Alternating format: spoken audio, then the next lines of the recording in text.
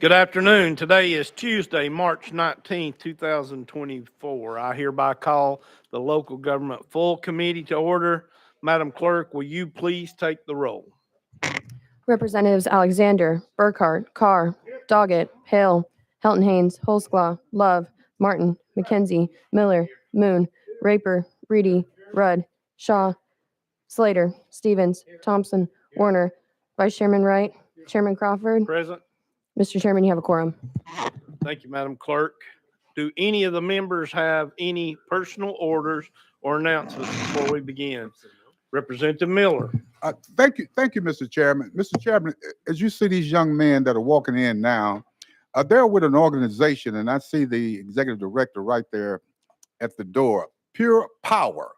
That's Pure Power. And you would be amazed to know where these young men have come from, where they are now, and where they are going. It's absolutely amazing a story of their ability to grow, their ability to stand out, and let's welcome them for being here today. All right.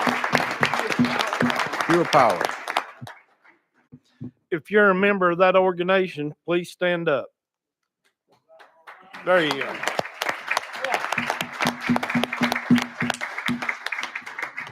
We appreciate y'all being with us today, and we hope you enjoy the show. We do not have popcorn, but we may have to take a few breaks. So, any other members have any personal orders or announcements? Seeing none, we're ready to get started. Today we have 30 bills on the calendar. What we do not get took up today, we will roll to next week's calendar, but we will strive to get them all done today. Our first bill on today's agenda is House Bill 2541 by Speaker Marsh. Got a proper motion in second. I do see we have an amendment on this bill. Would you please give us your drafting code, Speaker? Yes, sir, Mr. Chairman. It's 14331. That is correct. Do I have a motion on the amendment? Proper motion and second on the amendment. Would you like us to place the amendment on the bill for discussion? Yes, sir. Without Please. objection, we'll be voting on Amendment 1433-1 going on to House Bill 2541. All in favor, please say aye. Opposed, no. Bill's now amended. You are recognized on your amended bill. Thank you, Mr. Chairman. What we're talking about today is a process for a local government to set up a voluntary process with renewable energy project developers. It protects their investments, and the county and city government approve it before it starts. This bill would add another tool to local governments to use in land use planning. The new tool is a voluntary energy siting agreement. No municipality or county must use this tool. The bill would permit a local government to negotiate with an energy project developer. The terms and conditions of the agreement must include the duration of the agreement, the location of the land involved, a description and design of the project, and any other terms that would have to be approved. So any other terms agreed to by the local government and the developer. The terms and conditions of any agreement would have to be approved by the local governing body. Once approved from a developer's perspective, the developer would have a vested right under Tennessee's existing vested property rights law enacted in 2014. With that, I'll answer any questions. You've heard the explanation of the sponsor on the bill. I do see we have a question. Representative Shaw. Thank you, Mr. Chairman. I just want to thank you for bringing the bill because I think it does put some structure in place that needs to be, but I also think that it kind of encourages local government officials to get out and stay in touch with their constituents. So I really think after reading over this, I think this is a good process, and I appreciate you bringing it.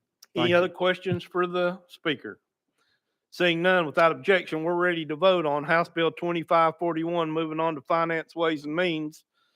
All those in favor, please say aye. Opposed, no. Bill moves on to Finance, Ways, and Means.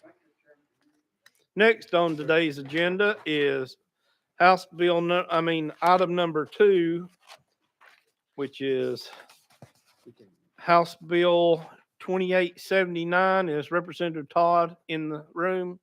Not seeing him. Without objection, he'll be rolled to the call of the chair.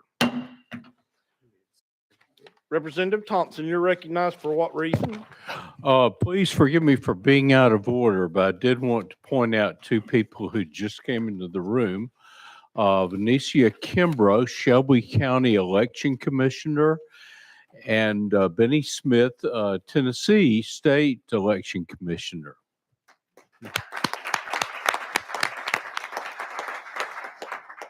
Thank you for being with us today. Next item is item 3, House Bill 2891. Without objection, will be rolled to the call of the chair. Next on the agenda, item 4, House Bill 2990 by Leader Cochran. Proper motion and second. Chair will take time to recognize that we have received the 2/3 majority resolution. It is filed in my office if you would like to see it. Leader Cochran, you're recognized on 2990. Thank you, Mr. Chairman. This bill is a private act for the city of Athens. It setting term limits for their city council members, also clarifying powers for the mayor in times of emergency. I mean, it's just lining that up with current TCA. I will yield to any questions. You've heard the explanation of the sponsor. Is there any questions? Question has been called on the bill. That's non-debatable. We're ready to vote on House Bill 2990. Moving on to calendar and rules. All those in favor, please say aye. Aye. Opposed, no. Bill moves on to calendar and rules. Thank you, Chairman and committee. Next item is 5 by House Bill 2987 by Representative Williams. Chairman Williams, you're recognized. The Speaker will acknowledge that we have received a 2/3 majority resolution. It's filed in my office. Leader Williams, you're recognized. Thank you, Chairman and members. This bill does exactly what the city of Allgood asked to do. It allows them to retain and purchase property both in and outside of the city limits. You've heard the explanation of the sponsor of the bill. Is there any questions? Seeing none, I think we're ready to vote. All those in favor of House Bill 2987, moving on to calendar and rules, please say aye. Aye. Opposed, no. Bill moves on to calendar and rules. Thank you, Chairman and members. Item number 6 on today's agenda, House Bill 2567. We got a proper motion in second. I do see we have an amendment. Chairman White, would you please give us your drafting code? Yes, sir. The amendment number is 14716. That is correct. Do I have a motion on the amendment? Proper motion and second on the amendment. Would you like for us to place the amendment on the bill to be discussed? Yes, sir. Without objection, we'll be voting on amendment number 14716 going on to House Bill 2567. All those in favor, please say aye. Aye. Opposed, no. The ayes have it. Your bill is now amended. You're recognized on your bill. Thank you very much, Chairman and committee. This particular amendment deals with blighted property, and I did bring some experts in the field today if we have detailed questions, if my explanation doesn't suffice the committee. But this amendment is from the Neighborhood Preservation Act. The purpose is to address that blighted property or disrepaired property. The Neighborhood Preservation Act is a good tool to address vacant, abandoned, and distressed properties. We have a land bank through the Neighborhood Preservation in Shelby, Davidson, and Madison, as well as any other county that may have elected to have one. And because of the Neighborhood Preservation Act, any impacted party can now sue for a public nuisance for properties directly.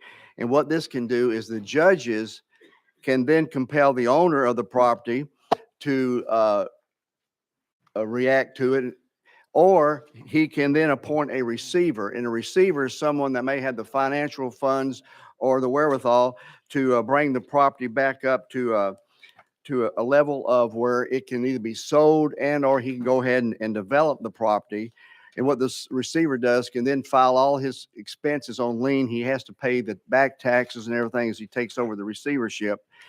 And the reason for this particular bill is because the Supreme Court in 2023 changed the requirement that before a land bank could go in and buy blighted property at a lower value than the fair market value. Now they cannot. The land bank can put a bid in the property just like anybody else and fair market value.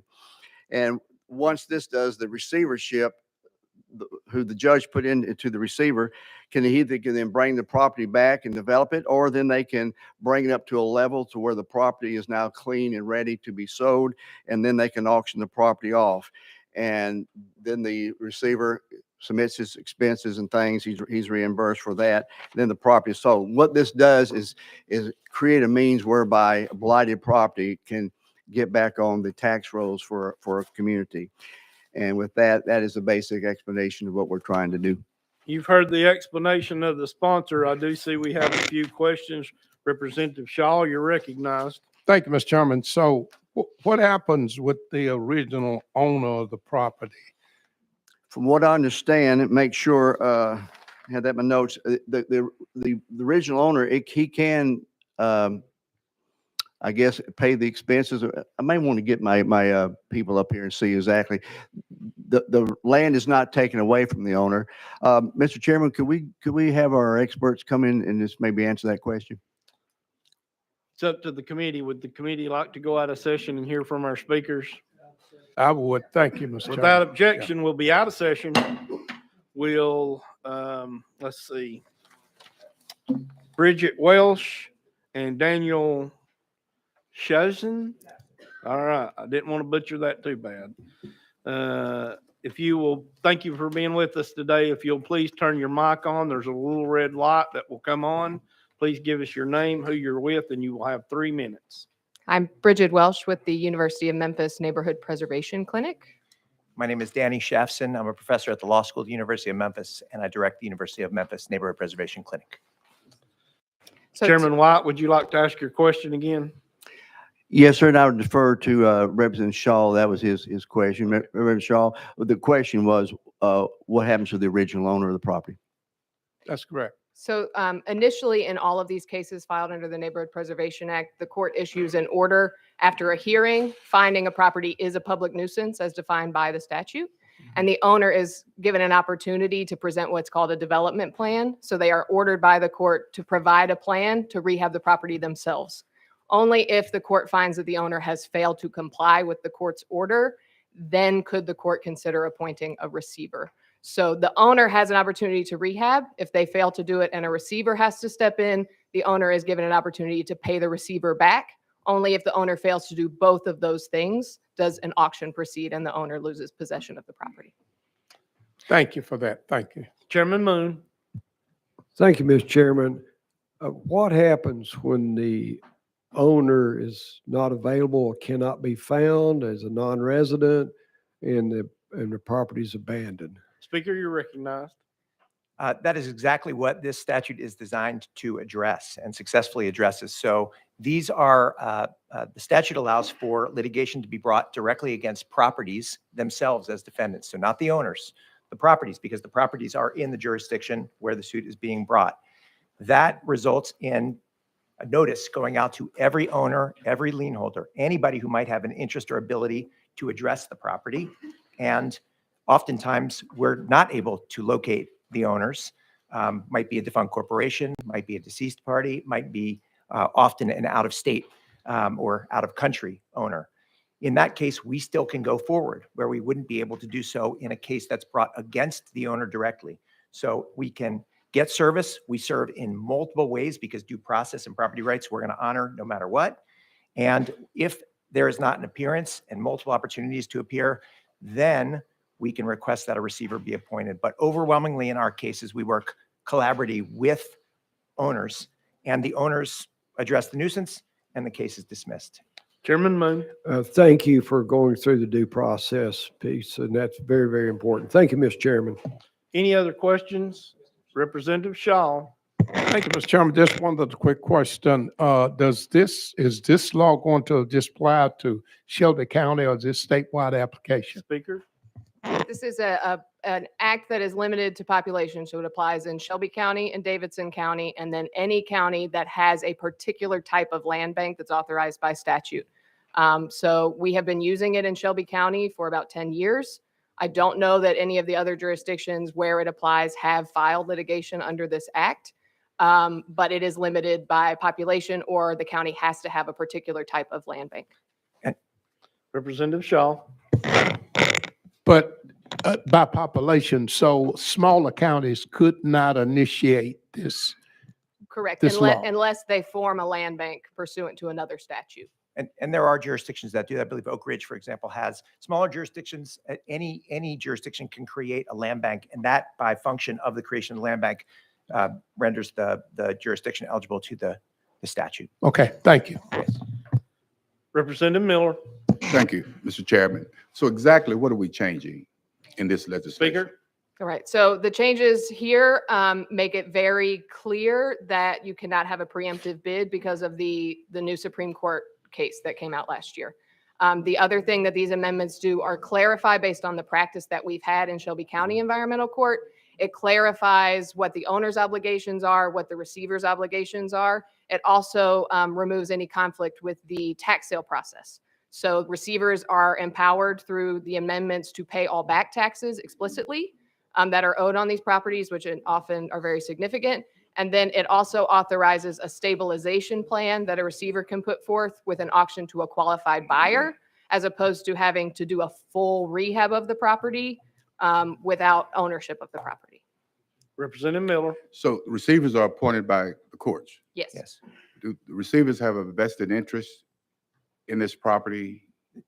So in fact, we thought about that when the statute was first drafted, and the receiver needs to put forth a proposal for a plan exactly as the owner would. Even when the rehabilitation, the abatement of the nuisance is finished, a lien is set by the court for any of the expenses, direct or indirect, incurred by the receiver in putting the property back onto the tax rolls, back into shape where it can be lived in, used for its intended purpose. And then, as opposed to getting the property and getting title to it, there is an obligation for the receiver to, the court will order that the receiver, in order to recoup the costs, conduct an auction. So as opposed to getting the property, there's not an interest directly. So they have a receiver cannot have an ownership interest or a lien interest in the property. Okay. Yes, I'm sorry. Thank you. Thank you, Mr. Chairman. Any other questions for our speakers? Thank y'all for being with us today. Thank you. Thank you. Without objection, we'll go back in session. And I will recognize Chairman Watt. Thank you very much. I appreciate the explanation, the detail. And by the way, for Representative Shaw, Madison is in the land. They do have a land bank. But I appreciate, and any further questions, I appreciate a motion. Any other questions for the question has been called on the bill? It's non-debatable. All in favor of House Bill 2567 as amended, moving on to calendar and rules, please say aye. Opposed, no. The ayes have it. Moving on to calendar and rules. We're going to go ahead and take your other bill, item number 7, House Bill 2677 by Chairman White. Do I have a motion? Proper motion and second. Chairman White, you're recognized on your bill. Thank you very much, Chairman and Committee. This one was brought to me by a member of CTAS. You know, we have the CTAS, MTAS, which is the County Technical Assistance Service. One issue that I keep hearing is a lot of times in our county commissioners, they're elected and they don't go through proper training. And a lot of times this hurts the county and the administration. So what this bill is proposing, it requires that county commissioners complete orientation training that is provided by CTAS, the County Technical Assistance Service, within the first 120 days of being elected or appointed. This applies only to members that are newly elected or appointed after 2018, or it wouldn't take effect in this bill to December the 1st of 2024. And that they are to annually complete at least 8 hours of continuing education provided by CTAS. And the reason that we're want to put into state law that they have to take the 8 hours is because I hear from counties all over the state that only about 34% do. And with the economic development that Tennessee is in right now, we feel like with this training that's being offered out there that our county commissioners need to go through that. Anyway, CTAS may provide training in person or by any other means available. They do go around the state The county shall reimburse the members the $600 fee for the course. And a member, the last part, a member who does not comply with the training during their first 4 years, they're not eligible to be to run for office again. Anyway, it's a means of making sure that our elected officials do know and understand the duties of that particular elected office. You've heard the explanation of the sponsor. We have several questions, so be patient with me. Representative McKenzie, you're first. Thank you, Mr. Chair, and thank you for bringing this piece of legislation as it is vital as commissioners are going from nothing to basically, voting on large budgets that deal with complex things. So the sooner they can get with CTAS, the better off. So and to put a forcing function there makes sense as well. My question to you is, why do we call, since the county's paying this anyway, why did the legislation call out the dollar amount? Because at some point, CTAS is going to charge us more than $600. They probably are losing money now. So, that putting that dollar amount in there might be limiting to both the county and CTAS. So I'm just curious as to why that continued to ride with this. Chairman Watt. Thank you. Appreciate the question. I'm looking in the language of the bill. Again, it is the county should pay a supplemental amount of $600. Good question. I think that's close to what it currently is right now. So that may need to be adjusted as we move forward if they do change that. Next on to the list is Chairman Moon. Thank you, Mr. Chairman, and thank you for bringing this. We've tried the voluntary request and trying to persuade people, and I appreciate the carrot and the stick approach very much.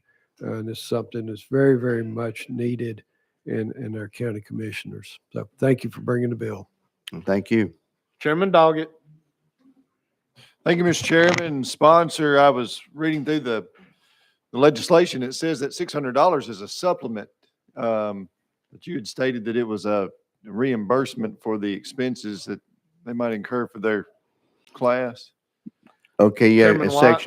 Thank you, Chairman. Section D, a county should pay a supplement of $600 in addition to the commission. So you're correct. Chairman Doggett. Thank you. Is that going to be taxable or will it be just a flat $600? Chairman Watt. I do not know the answer to that question. I didn't get any experts to talk on that. I do have people out in the audience that may not know, but I'll have to get you that answer. I do not know. Chairman Doggett. Thank you. I know it sounds very similar to right now. They're training supplements for law enforcement and firefighters and different ones like that they do. The state generally pays those training supplements because they're mandated by the state, but your bill specifically says the county will have to pay that. But anyway, thank you very much. Thank you. Representative Martin. Thank you, Chairman White. Just want to make sure clear about something. The law right now is they're supposed to do it in 120 days, not getting a lot of compliance. And this law is basically saying you have to do this before your next election if you're going to continue to serve. Is that correct? No. Chairman Watt. Thank you. From what I understand, no, I don't think there is anything in the law right now. This particular legislation would say you need to complete the training within 120 days of being in elected office in this legislation. From what I Dr. Martin. understand, there's not. So in other words, if a person gets elected to the county commission and they don't do this training for 120 days, they're a lame duck for the next 3.5 years, and they're done. Chairman Watt. Thank you very much. The language does say that they need to do it completely within the first 120 days, but I imagine, it's a 4-year term. I would check with CTAS and see if there's other opportunities. I think they just need to, because it is an annual training that they had to go through. So I think you got 4 years. So we could check with that, but mainly we're just asking that we require it. Right now it's voluntary and it's not really happening. Next on the list is Representative Shaw. Well, I guess it's a joke, but could we amend this and make the state legislators liable for training as well? Chairman Watt, I would be very careful. Yeah. I'm going to remain mum on that, but I'll be open to an amendment. Any other questions for the sponsor? Seeing none, I think we're ready to vote on House Bill 2567 as amended. Moving on to calendar and rules. All in favor, please say aye. Opposed, no. The ayes have it. Moving on to calendar and rules. Committee, thank you very much.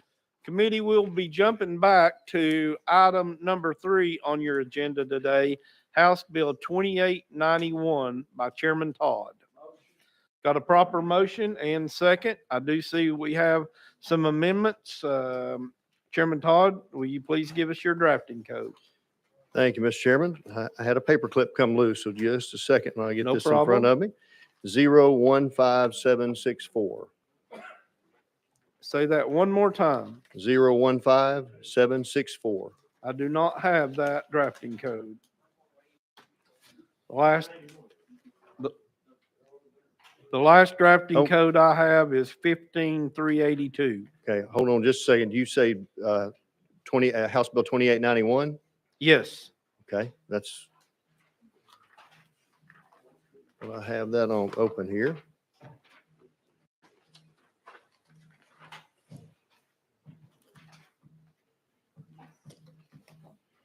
Give us just a second. We'll figure this out. Well, I'm doing the same thing.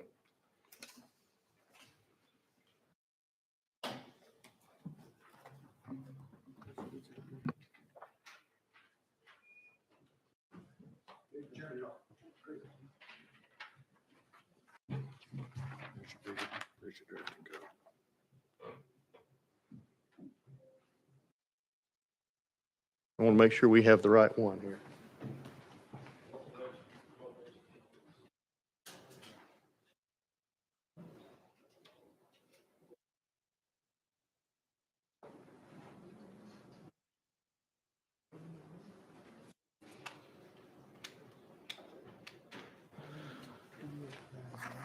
Committee, if you would like, I know everybody's been busy today. We will take a brief recess to call the chair.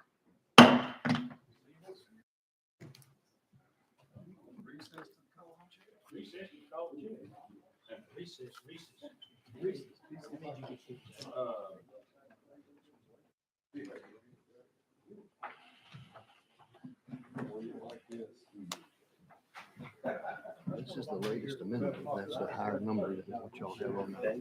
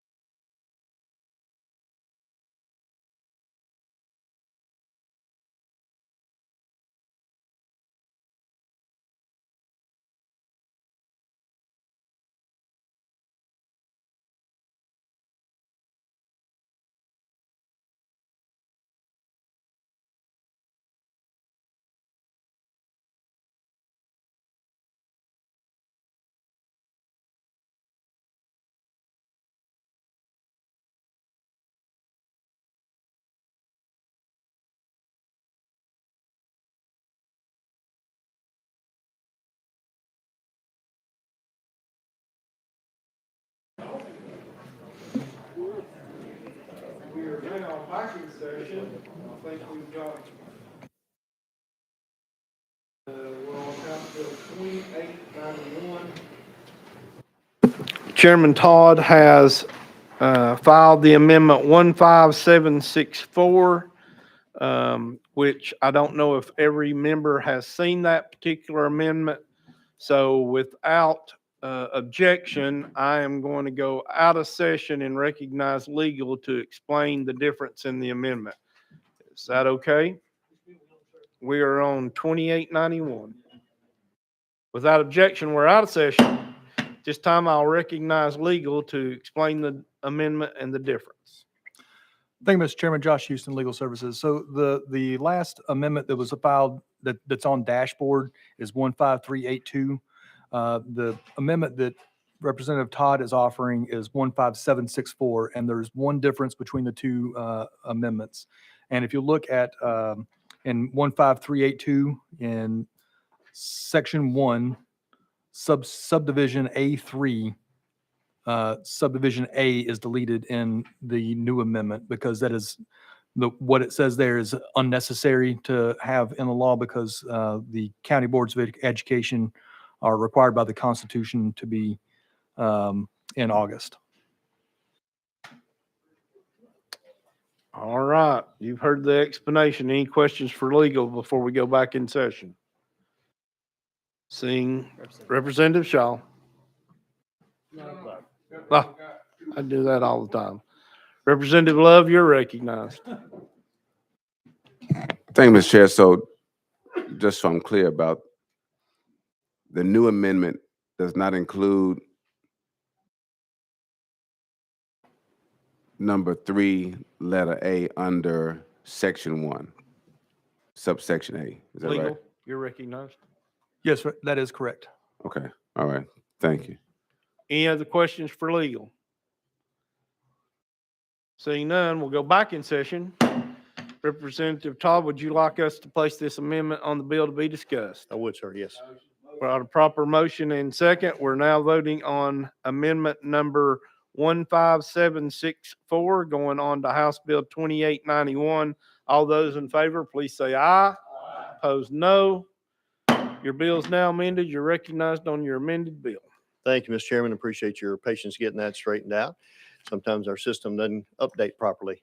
What this bill does, it establishes that municipal and special school district board elections will coincide with the August primary election and November general election, just as this General Assembly does. It is to increase voter turnout and participation in those elections.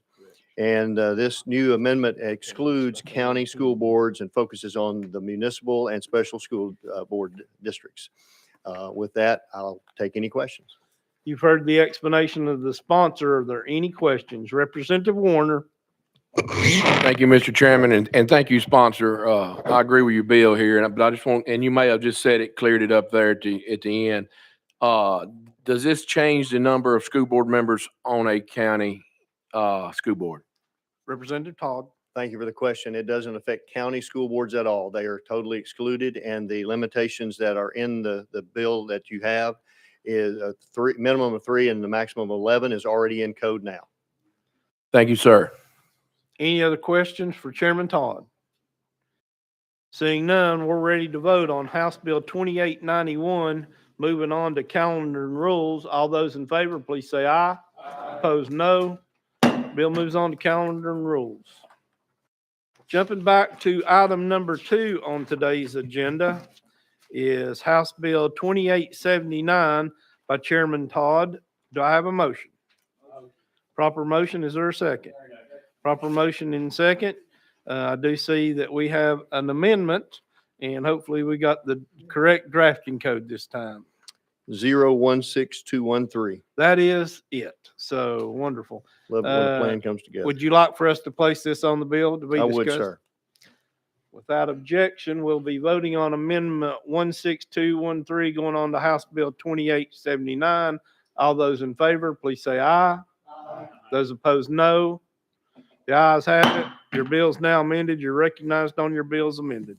Thank you, Mr. Chairman. The purpose of this bill is to defend agricultural land in Tennessee from being purchased by U.S. adversaries such as China, North Korea, Iran, and Russia.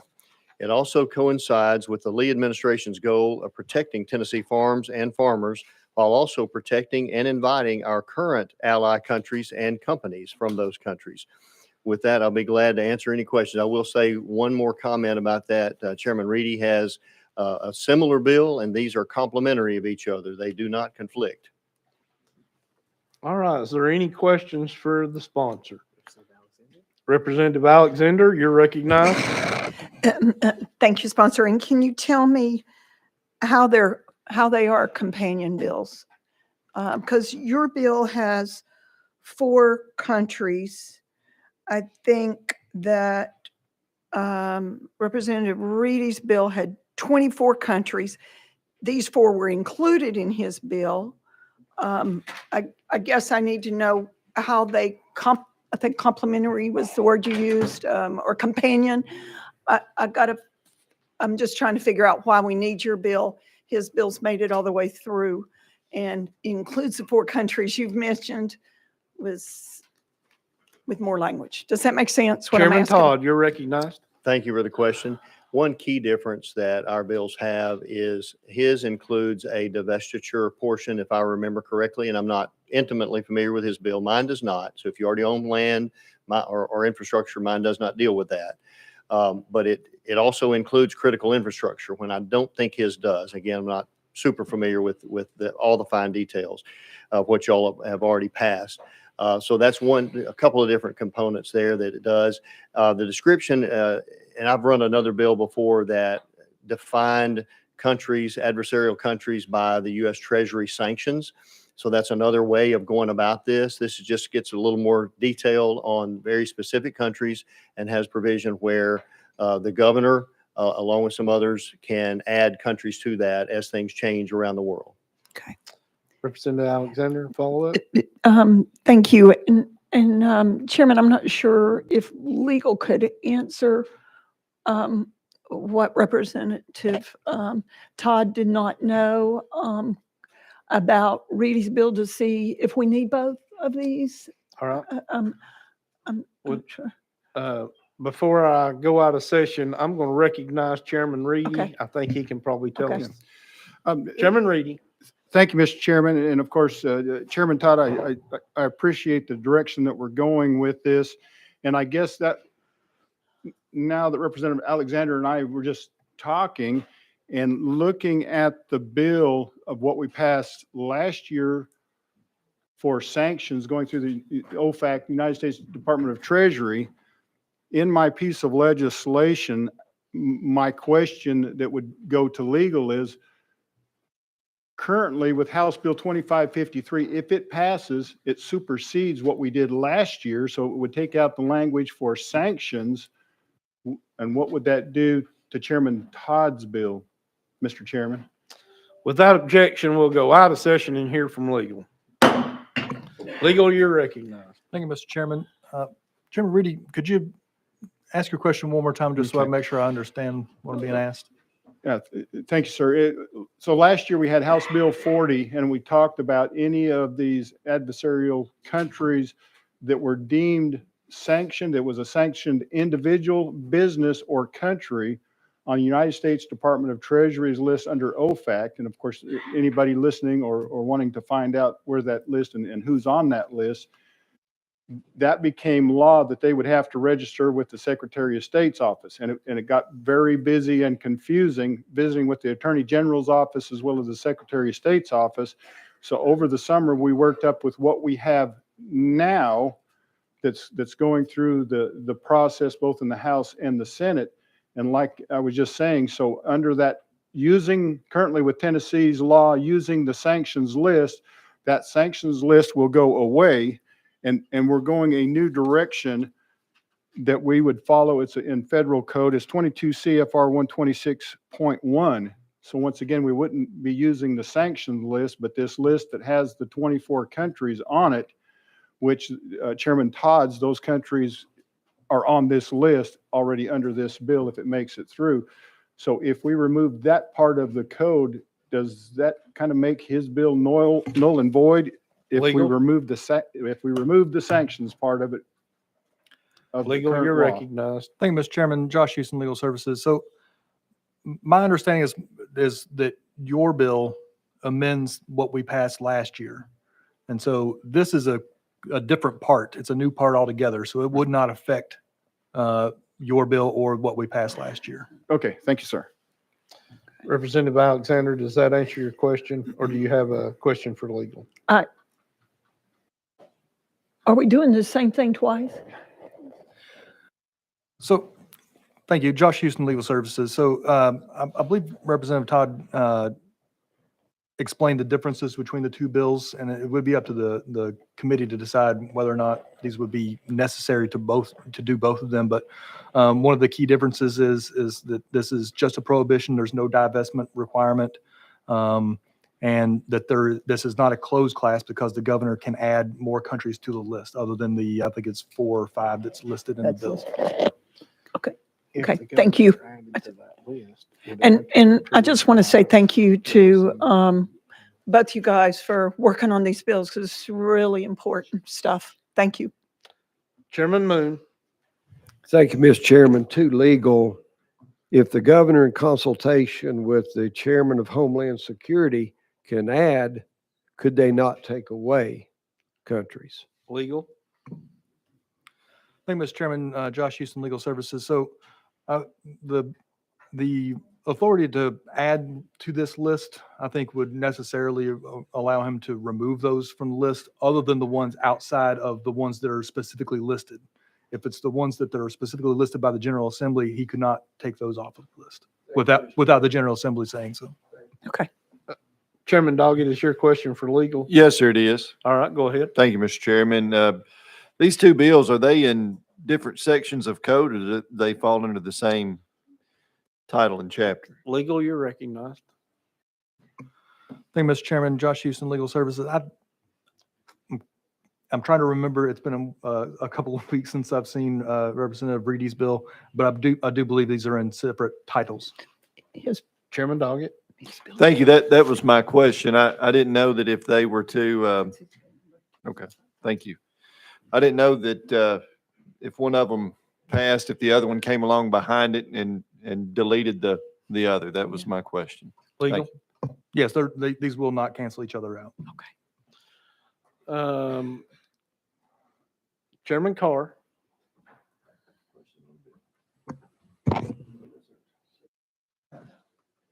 Thank you, Chairman.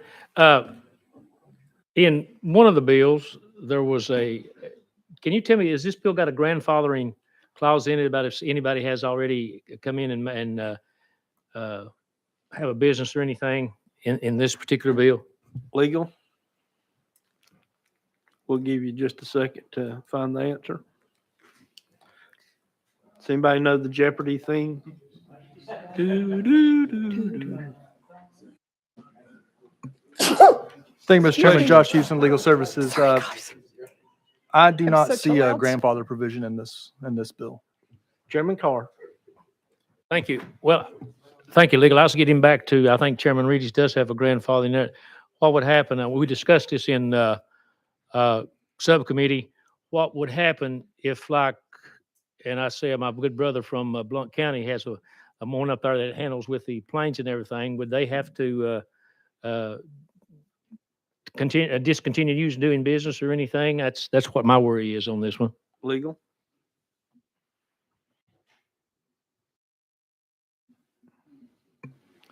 Thank you, Mr. Chairman. Josh Houston, Legal Services. So this bill is prohibiting a business entity or an individual from entering into an agreement relating to agricultural land. So as far as pre-existing agreements, I don't think that the legislature has the authority to interfere with the obligation of contracts under the Constitution. And so in that aspect, I guess those pre-existing agreements may be grandfathered. Chairman Carr, follow up. Thank you. Representative Miller for legal. Thank you, Mr. Chairman. As we define agricultural land as well as business entity, which is in the amendment, the bill, if federal government owned land, which they do in the state of Tennessee, ag or business related, would this bill prohibit the federal government from doing business in the state of Tennessee? I'm trying to understand how wide is this legislation? Legal services. Thank you, Mr. Chairman. Josh Houston, Legal Services. So this would only apply to individuals who are citizens of China, Iran, North Korea, Russia, or a designated country. So it would not affect the United States. Representative Miller. Oh, okay, it wouldn't affect it, but it would affect business interest in the state of Tennessee, citizens of the state of Tennessee doing business with these designated countries. Legal. Yes, it would. All right, thank you. All right. I have 4 more on the list. Are these questions for legal, Mr. Shaw? Okay. Mr. Martin? Okay. And Representative Love? Is your question for legal or? Mr. Chairman, I didn't raise my hand. Did Shaw, you raise yours? Well, we got you wrote down on the list, so do you want to talk? Oh, you know what? I did have a question. Sorry. But mine is, are we back in session? Not yet. I'll wait till we get back in Any session. more questions for legal? Seeing none, we'll go back in session and I'll recognize Representative Shaw.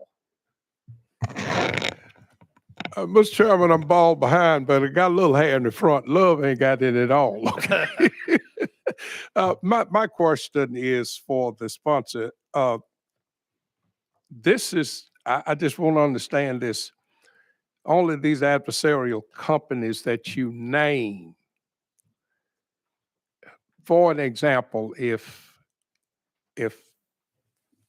just in general, if someone came from another company and a country that is, and I had 100 acres of property I won't sell, and maybe somebody in this country would offer me, say, I'm just going to throw out a figure, $500,000, but the other country would offer me $1 million.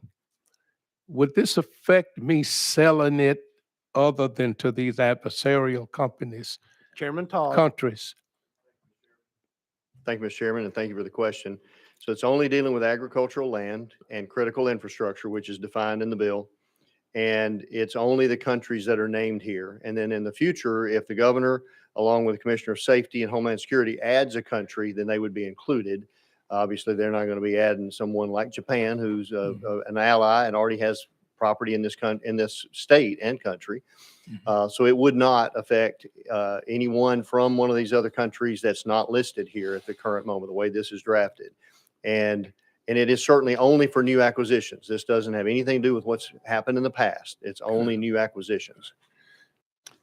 Representative Shaw. So if I wanted to do some business with Germany, let's just say, and most of the time people from other countries will offer you more for property than maybe someone in this country because they really want it.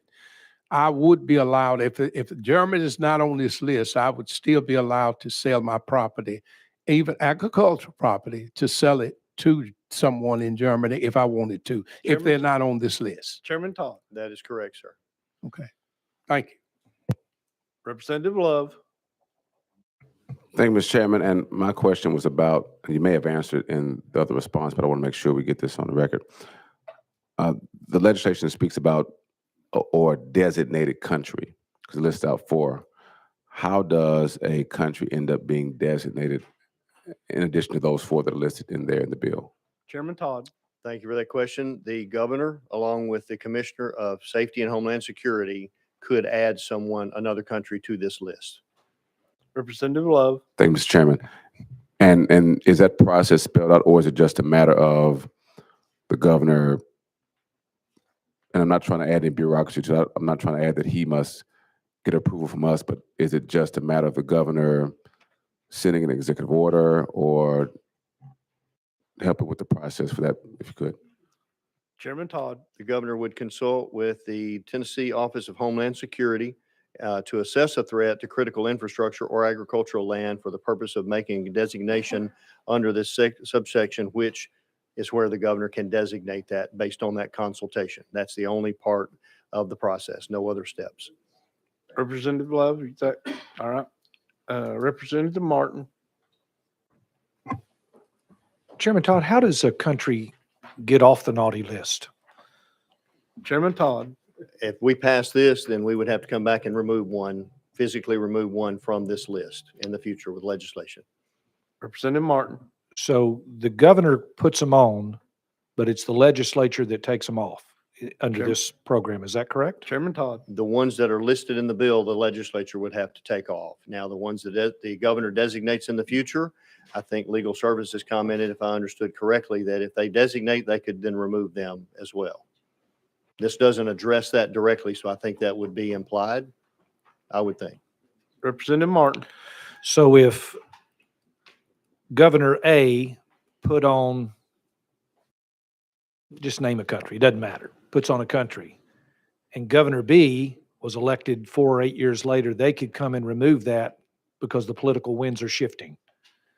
Or, I mean, they would have to justify it in the public, but in essence, they get to make that decision and them alone.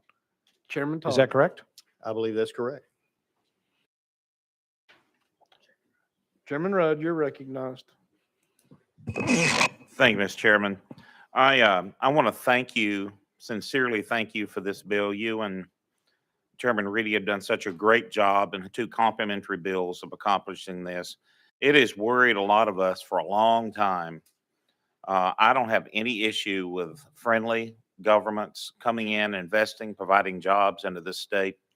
But almost every single company headquartered in China is controlled by the Chinese government. And nearly every company, if not all of them, are owned or partially owned by the Chinese Communist Party and the Chinese Liberation Army. And they are virtually at war with us economically. They're trying to destroy our dollar. They're threatening all their neighbors as well as our shipping in areas that has nothing, that's never been under their control. So as long as they remain hostile, we have gone out of our way as a country to be friendly to them, invest money, give them technology. And if they could just live like civilized human beings and a system of economics that's good for everyone, we wouldn't have to be doing this. But they are a very hostile nation. And there's a series of some hostile nations trying to undermine us and hurt our economy. And I thank you for doing this to protect Tennesseans and the United States. Thank you. Representative Burkhart. Thank you, Mr. Chairman. I just have a clarification question. The seller can be held liable in this, under this bill, correct? Chairman Todd. I believe that is correct. If they know that they're selling to one of these entities or someone from these countries, yes. Representative Burkhart. Thank you, Chairman. That's what bothers me a little bit. Your list here is realtors, title attorneys, and everybody else. If a realtor brings me a contract and I sign it and start and get into an agreement unknowingly, am I going to be protected in that arrangement? Chairman Todd. For the liability of a crime, you might want to ask legal to be sure. I hate to speculate on that. My intention here is to make sure that there are no liabilities for those listed entities, the licensed real estate brokers, lenders, those kind of folks, because that's putting that they are actually already have a federal law that governs some responsibility there. So we're not touching that. But as far as the seller, I think it may have to get into whether they knew it or not. But again, I'll leave that up to legal. Representative Burkhart. Yeah, that's my question. If I unknowingly enter into an agreement and sell, and then 6 months later it comes back and says, hey, you sold to whoever. I'm just trying to make sure everybody's listed here but the seller. And I don't know that wouldn't be an unknowing seller, maybe a good one to put in there. But anyway, thanks, Chairman.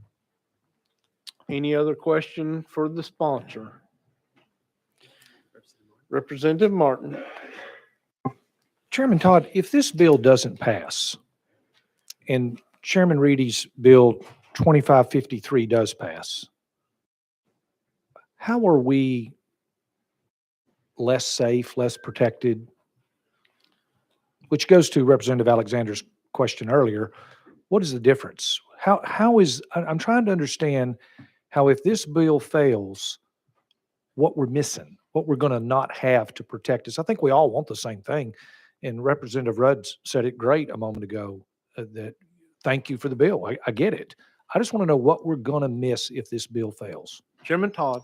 Thank you for that question. If I understand correctly, and again, I'm not intimately familiar with Chairman Reedy's bill, we've had several conversations and had legal and our other folks looking at that to make sure that they're not in conflict, but I haven't gotten into the fine details. But I believe these are the things, the type of things that we would not want China or Russia owning in our communities. And I don't think these are covered under Chairman Reedy's bill. A cybersecurity system, our electric grid, hazardous waste treatment system, water treatment facility. I don't want China owning my water treatment facility or my hospital, and on and on. So critical infrastructure items that are listed in here very carefully to make sure that those cannot be owned and controlled just as well as our ag land, because they are so vitally important to life as we know it. Representative Martin. With permission, I'd like to ask Chairman Reedy. Without objection, Chairman Reedy, you're recognized. Your name was called. We're getting in deep thought now. Well, you're welcome. Yeah. And I think about that because in House Bill 2553, it would state already we cannot go back in time, which means if those folks are already owning those type of facilities, that we wouldn't touch that. But in House Bill 2553, we are saying straight out, the CCC cannot own anything. And that's the difference in going forward. So it's not only critical infrastructure, it would be any agriculture as well as business property. So the highest bidder could be one of these adversarial type countries, and they want to buy a huge corporation next to you. So in 2553, we're talking agriculture and business and industry.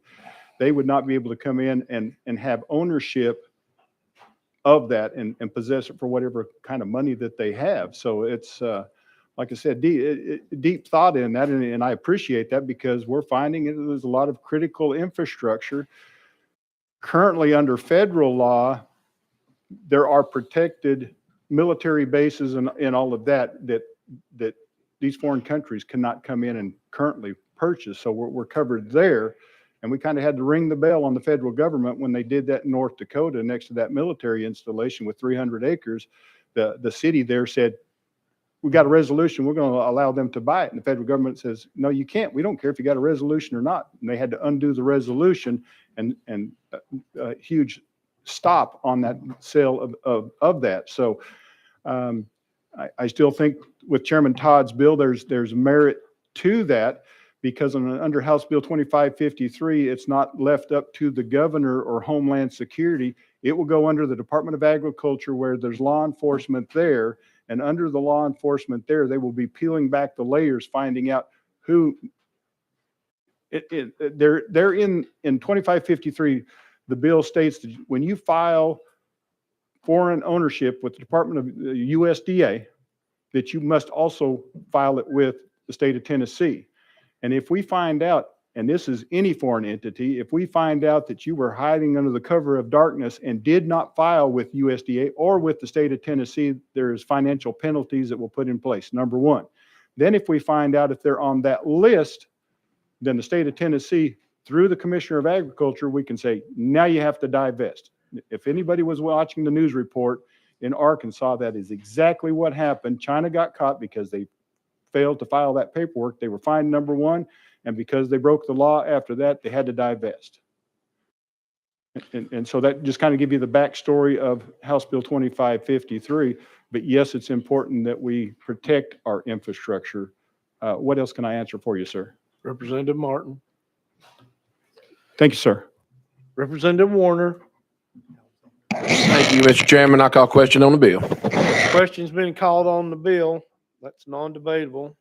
We're ready to vote on House Bill 28 79. Moving on to Finance, Ways and Means. Let me remind the committee that I do voice votes in here, so if you want to be heard, please say your words loudly. Okay? So all those in favor, please say aye. Those opposed, no. No. Noes have it. Bill fails. Sure. Can we call for a roll call? Not at this point. I've hit the gavel and wasn't asked for earlier.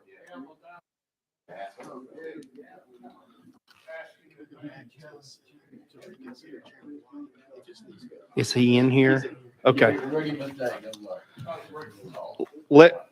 I'm going to do you, but let me get Chairman White. I made a mistake. I need to fix that. Chairman White, will you please approach the podium? On House Bill 2567, 2677, I announced you that your bill was going on to Calendar and Rules, but it's going to Finance, sir. Okay, Without almost made it. objection, you're going to Finance. Thank you. Almost made it. Thank you. All right. Back to Chairman Todd.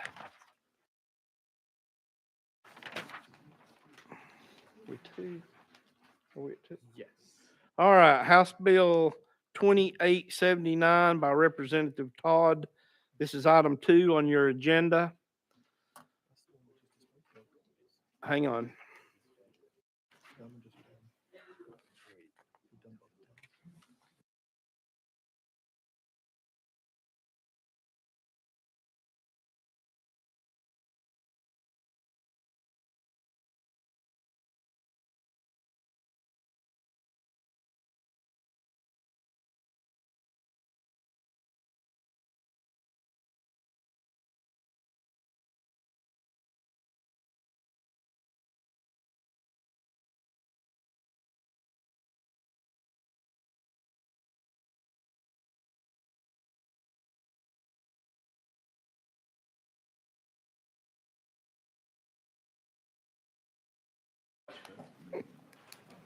Yes. House Bill 2369 is prepared for your consideration today. Removes jurisdictional exceptions to prohibitions on discrimination against Oh, you got a motion and second. Go ahead. I was ready to go. I was trying to, I'm excited to be here. Basically, prohibits discrimination against first responders based upon residency, respect to employment, prohibits all local governments in the state from discriminating against first responders based on residence. And what we've seen throughout our state over time is that we have had local jurisdictions that have provided weighted or either Yes. requirements for their first responders. And in these days, good help. If somebody's going to pull us from a fire or get us loaded into an ambulance or protect our life and property, we want them, we don't really care where they come from as long as they work for our local folks and Yes. they're trained. You've heard the explanation of the sponsor. Are there any questions for the sponsor? Representative Thompson, you're recognized. Thank you, Mr. Chairman. Will this apply to all counties or just some of the counties in Tennessee? Chairman Vaughn, you're recognized. Yes, it's all counties, sir. It's going to be a statewide application for everyone. Okay. Representative Thompson. Okay, one more thing, I'm concerned about, and I'm, as a former employee of the Memphis Fire Department, what if, I mean, is there no restrictions? Somebody can live 3 hours away and it would be okay? There would be no restrictions, no matter what, no matter how far away they might be from their employment? Chairman Vaughn. Representative Thompson, that'd be dependent upon the person who hired them at the time that they hired them. If that met the qualifications and said that they could live with that, then that's for that bureau to determine. So what it does is it doesn't preclude someone who wants to work it using in our neck of the woods. It doesn't preclude someone from living in, say, Olive Branch and not working in Cordova.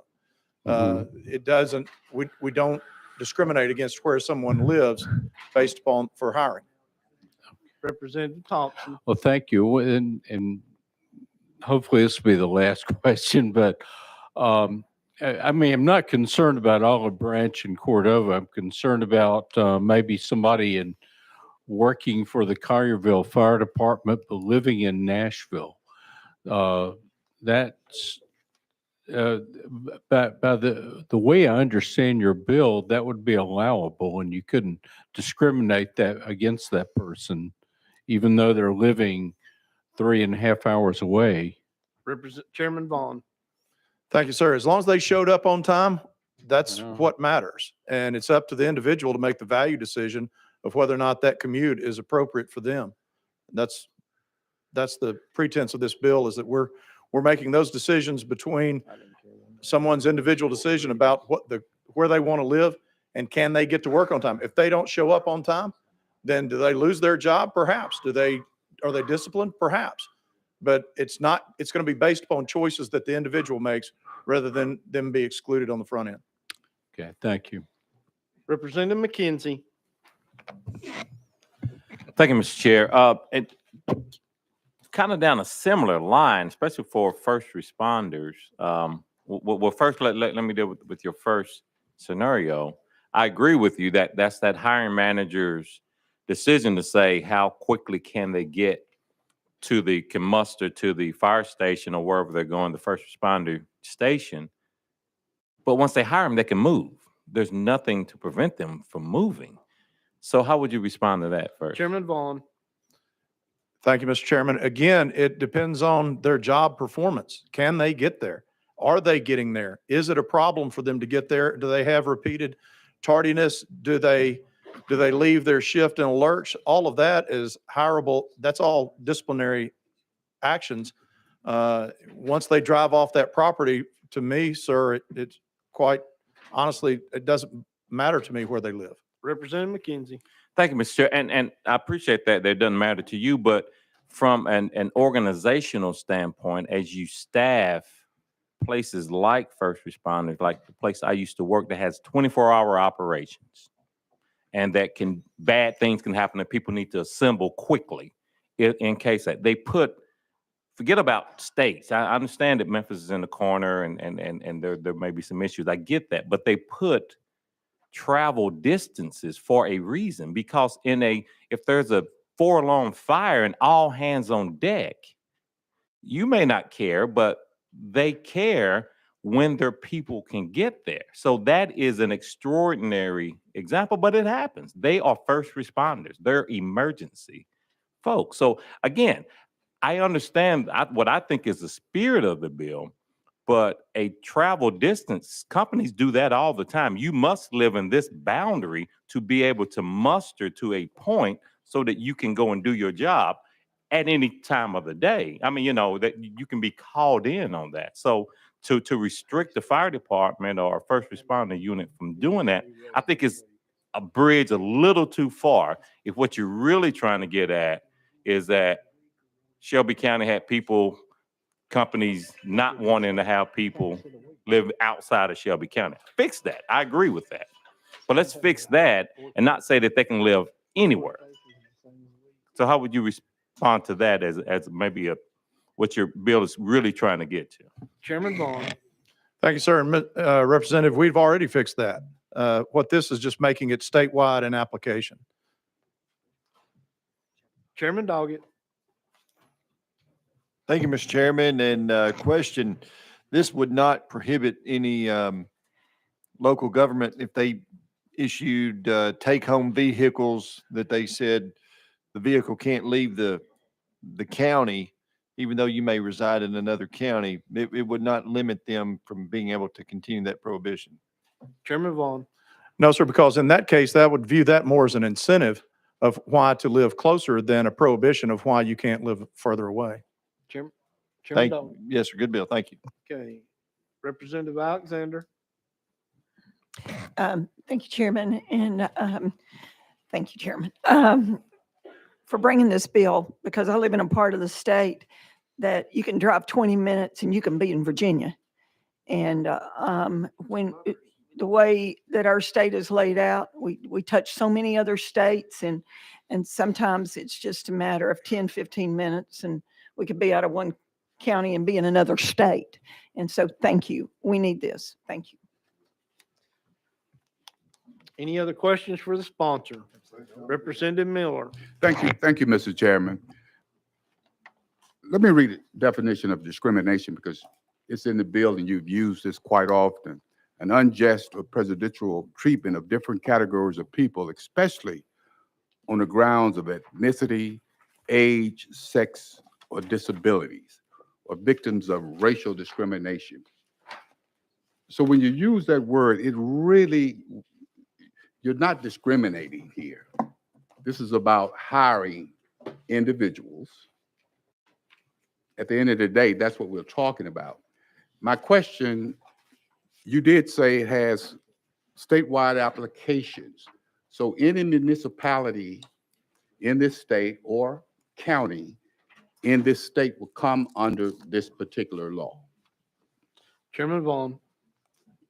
Yes.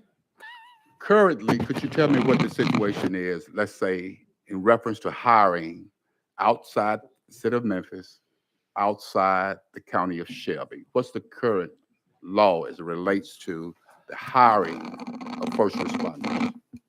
Representative Vaughn. Thank you, sir. It's my understanding that a few years back, we eliminated that from being a hiring practice. Exactly. So that no longer exists. Correct. So again, you're saying you're just expanding what Memphis and Shelby County is already doing. That is correct. Okay. Thank you. Representative Love. Thank you, Mr. Chairman. Sponsor. So this is now going to be including Davidson County in this law, correct? Chairman Vaughn. Yes. Representative Love. Out of respect for the Davidson County delegation, did you speak to the delegation chair or any members of the delegation or anyone in the mayor's office? Chairman Vaughn. No, sir, I did not, given the fact that this would be applied statewide, equal across the board. There's no exceptions to it throughout any of the 99 counties. To be fair, I didn't speak to any of the other 98 counties as well either. Representative Love. Thank you, Mr. Chairman. I understand that perspective you're taking. I think for me, even though it is not an exception that's being made for a particular county, one of the challenges we oftentimes have is that just being lumped into legislation that formerly applied to another county and there having not been an issue expressed by that county makes me beg the question, what problem are you trying to solve statewide that warrants you bringing this legislation to include all 95 counties? Chairman Vaughn. Thank you, sir. What we're trying to do is to increase the hiring pool for first responders across the state. There are situations whether there is cost of living issues or perhaps, and this is not targeting Davidson County, this is a statewide bill. I'm not sure what Davidson County's hiring practices are, candidly. But I do recognize that in my jurisdiction, we don't have very many first responders who live inside my community. And primarily it's due to cost of living issues. But there can also be lifestyle choices. People may prefer a rural setting. They may enjoy having a farm or something along those lines. So what this does is just increasing individual freedom and freedom of choice while also expanding the hiring pool. I think those are two reasons in this. I don't view this as being damaging to anyone. It just looks like we're clearing the decks to where everyone can operate from the same guideline and same rules, that if you're a qualified first responder in the state of Tennessee, you're free to live where you want to live. As long as you can provide the job, you can get to the job on time, and you can carry out the duties expected of you. Representative Love. Thank you, Mr. Chairman. To that point then, does this legislation prohibit a local government from incentivizing those who do live in that particular county to then be employed as first responders, provided they live in the county? Chairman Vaughn. Oh, thank you for asking that question. Yes, sir. That would be the preferred methodology rather than saying you can't live here. But if you live here, you have, you're allowed to take home the vehicle or whatever. It's a difference between a prohibition and an incentivizing. And in that case, I think the first responders would be pleased with it. My last one, Mr. Chairman, if I can. Yes, sir. Go ahead. My concern, very candidly, is that even though you said that today on March the 19th, 18th, March 19th, 2024, my concern is that if Metro does that, next year there'll be a bill prohibiting No, I'm being very serious, because that's how things happen sometimes. And the next year someone will say, I've been discriminated against because I didn't get to get a car because I live out of town, and they got a car for living in town. I'm just saying, I'm just being very cautious because I've seen it happen before, where one year it's okay, and the very next year, because there's an effort made to go around and do what was said okay that year. And that's the danger in having bills brought where you don't even have the conversation with those who will be making the decision outside of your particular area that you represent, right? Because at that point, you don't know the nuances going on within that particular form of government that may try to achieve what you're trying to get at without it being legislation. So that's just my concern about the bill. Thank you. Representative Martin. Pass. Representative Warner. Thank you, Mr. Chairman. Question on the bill. Question's been called on the bill. We're ready to vote on House Bill 526. Moving on to calendar and rules. Oh, I'm sorry. I flipped over. House Bill 2369. Moving on to calendar and rules. All those in favor, please say aye. Aye. Opposed, no.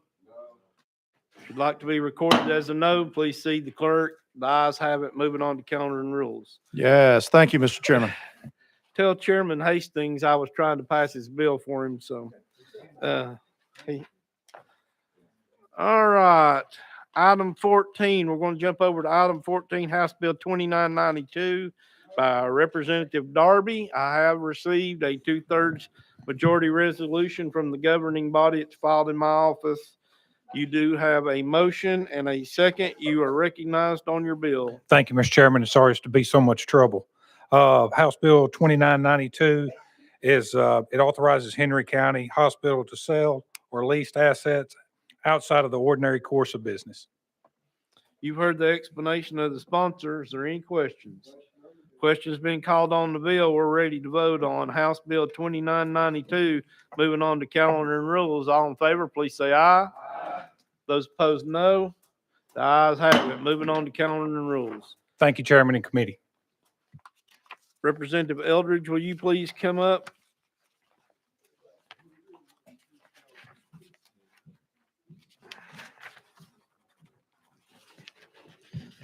Jumping back to item number 13 on your agenda, House Bill 2055 by Representative Eldridge. I do have a motion in a second. I see it as an amendment. Please give us your drafting code. The drafting code on that, Mr. Chairman, is 015673. That is correct. Would you like for us to put it on the bill for discussion? It does make the bill, Mr. Chairman. Got a proper motion and second on the amendment. We're voting on amendment 15673 going on to House Bill 2055. All those in favor, please say aye. Opposed, no. Bill is now amended. You're recognized on your bill. Thank you, Mr. Chairman. Committee, this bill comes from the assessors of property.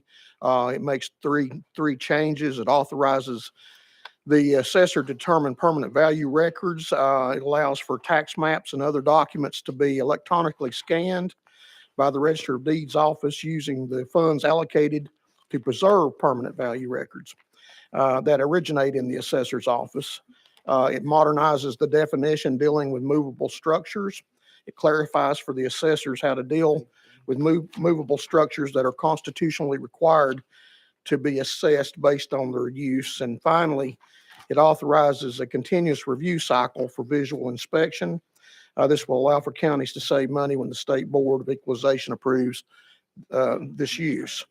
And this is what the bill does, and we appreciate your consideration. You've heard the explanation of the bill by the sponsors. Are any questions?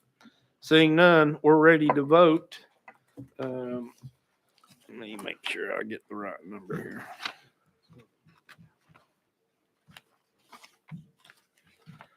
I don't think that's right. It's this one.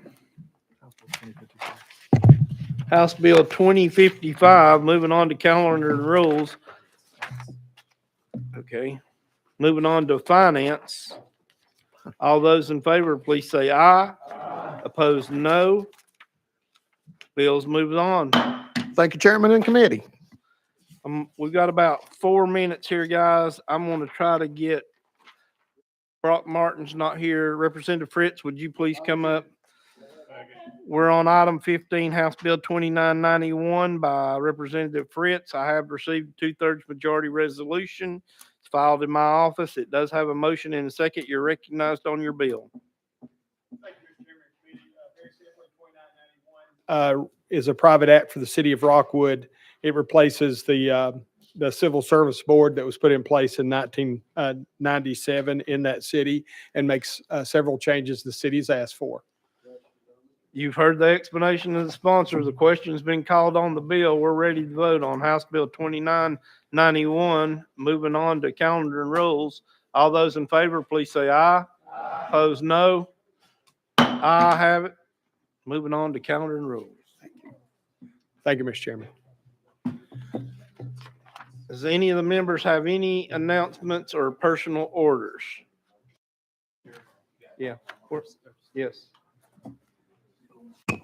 Since we adjourning is the only thing that's standing between us and Jerome Moon having ice cream on the 8th floor, I would probably encourage adjournment.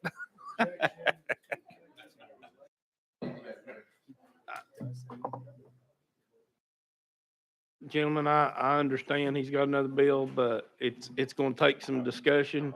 We are out of time. I've got to make room for the next chairman. So Representative Miller, you're recognized for announcement. Thank you, Mr. Chairman. Just a question on our next calendar, assuming next week, those bills that are not heard will be first. Is that? I can't, I will try my best to make that happen. All remaining bills that weren't taken up today will be rolled to next calendar. Thank you, Mr. Chairman. Any objection for adjournment? We are adjourned.